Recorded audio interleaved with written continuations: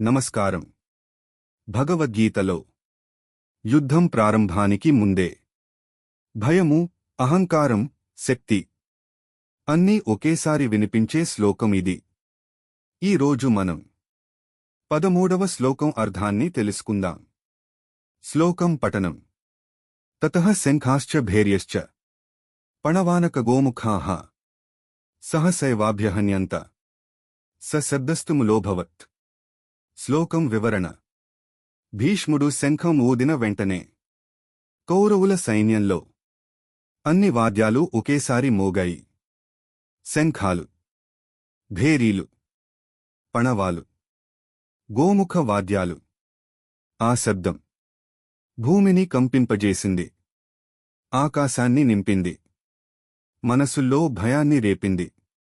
కానీ గమనించండి, ఈ శబ్దం బయట పెద్దగా ఉన్నా లోపల మాత్రం భయం దాగి ఉంది.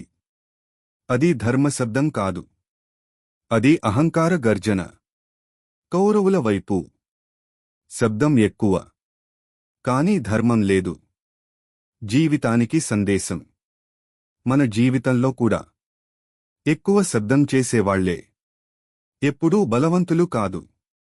భగవద్గీత మనకు చెప్పేది నిశ్శబ్దంగా నిలిచిన ధర్మమే నిజమైన శక్తి. బయటి హడావుడి లోపలి భయానికి సంకేతం. ధర్మం ఉన్న చోట శబ్దం అవసరం ఉండదు. ఇలాంటి లోతైన భగవద్గీత శ్లోకాల వివరణల కోసం మా ఛానల్ను సబ్స్క్రైబ్ చేయండి. ఈ వీడియో మీకు నచ్చితే లైక్ చేయండి, షేర్ చేయండి. తదుపరి శ్లోకంతో మళ్ళీ కలుద్దాం. హరే కృష్ణ.